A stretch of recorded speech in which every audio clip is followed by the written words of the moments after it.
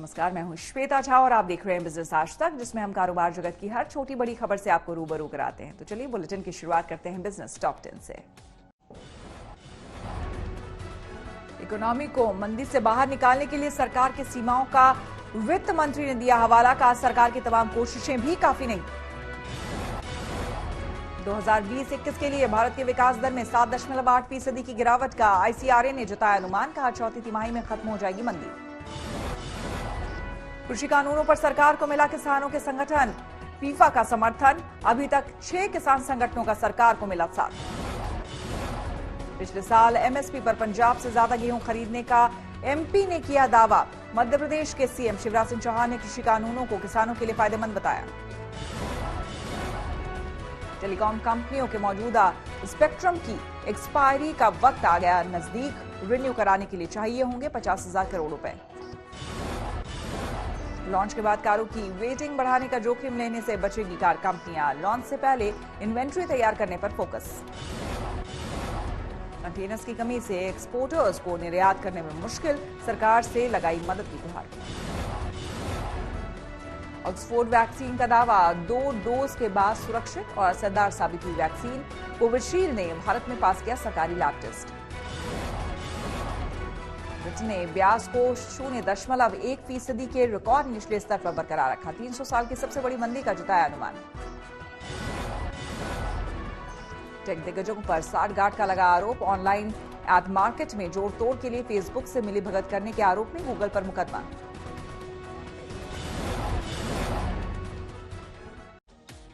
देश की अर्थव्यवस्था में रिकवरी शुरू होने के बावजूद कोरोना से सरकारी खजाने को लॉकडाउन के दौरान बड़ा नुकसान पहुंचा है। शेयर बाजार की रिकॉर्ड तेजी के बीच विनिवेश के जरिए ही सरकार इसकी भरपाई कर सकती है। हैरानी की बात यह है कि वित्तीय साल खत्म होने में महज चंद महीने बचे हैं और विनिवेश की प्रक्रिया एकदम ढीली ढाली है।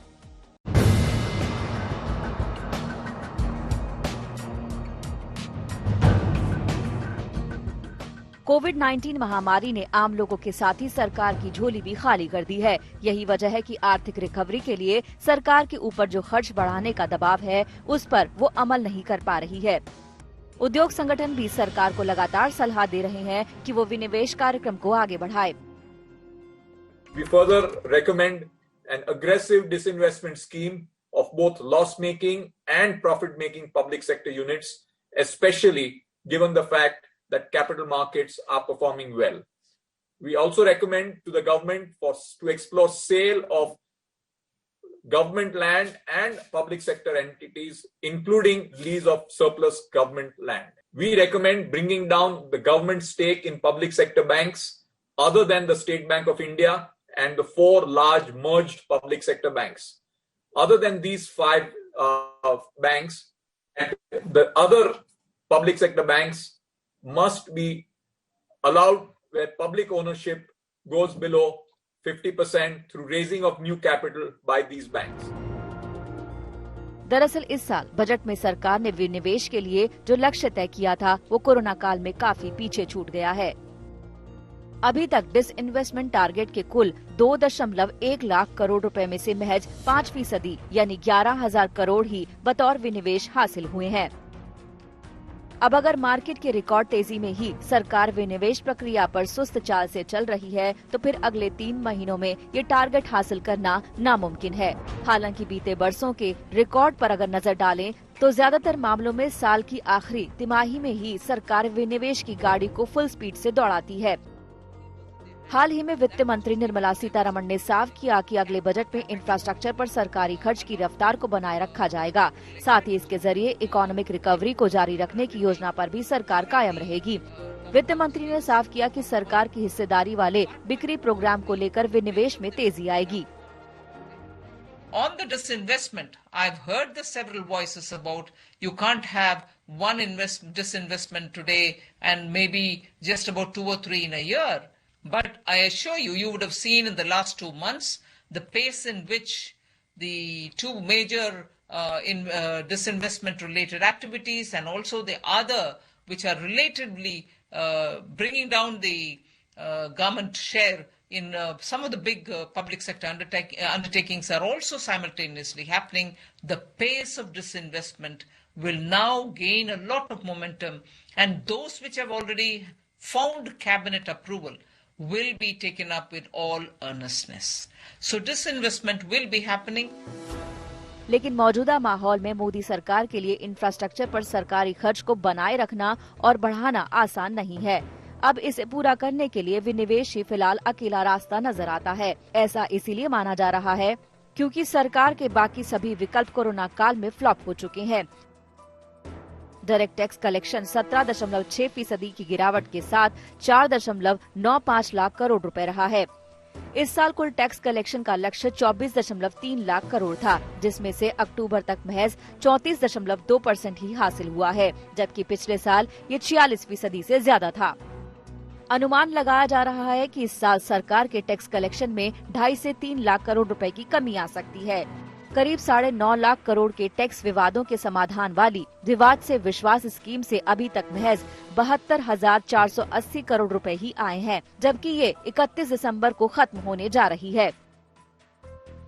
रेवेन्यू कलेक्शन में आई इस गिरावट से निपटने के लिए सरकार ने मार्च में 4 साल बाद स्पेक्ट्रम की नीलामी का फैसला किया है।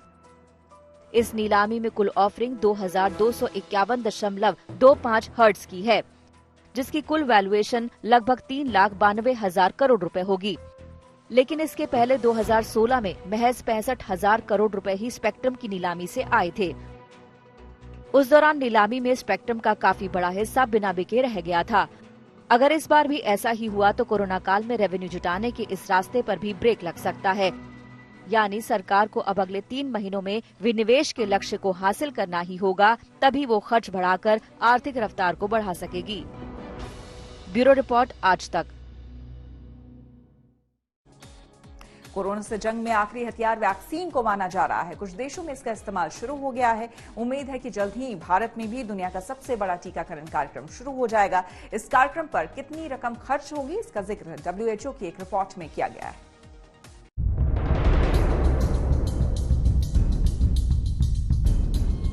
कोरोना वायरस से निपटने के लिए भारत में बड़े पैमाने पर वैक्सीनेशन की योजना बनाई जा रही है। भारत सरकार राज्यों की मदद से लोगों तक जल्द से जल्द वैक्सीन पहुंचाने की तैयारियां कर रही है।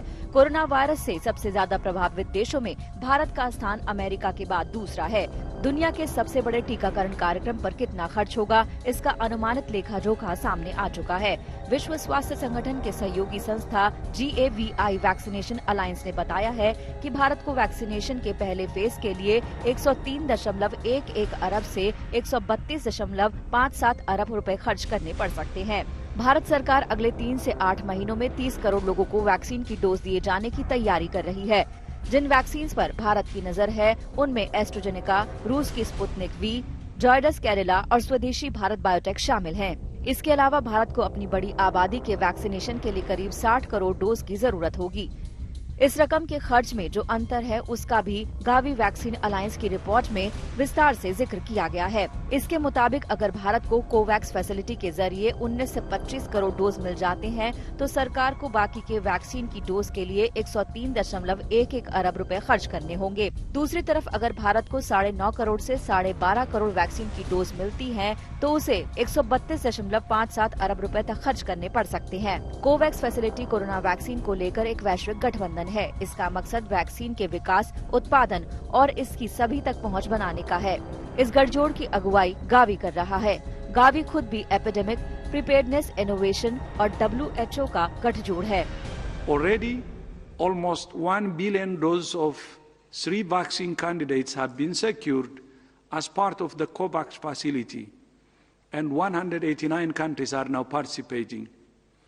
Our COVAX partner Gavi is in discussions with several other manufacturers, and further deals will be announced in the near future. Bharat में भी अब वैक्सीन को लगाने की तैयारियां जोरों शोरों पर है। ऐसे में अब कई बार वैक्सीन के खतरों से जुड़ी अधूरी खबरें लोगों का मनोबल कमजोर कर देती हैं। इस पर WHO का कहना है कि ये सरकार की जिम्मेदारी है कि वो नागरिकों को सही जानकारी मुहैया कराए।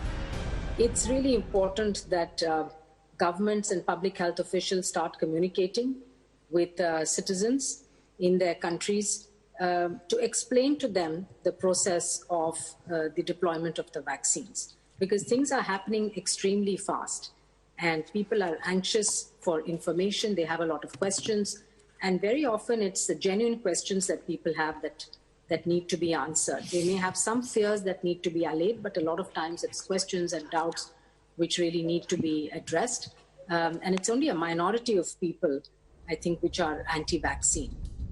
इस बीच निजी सेक्टर ने भी वैक्सीनेशन कार्यक्रम में शामिल होने की मंजूरी मांगी है।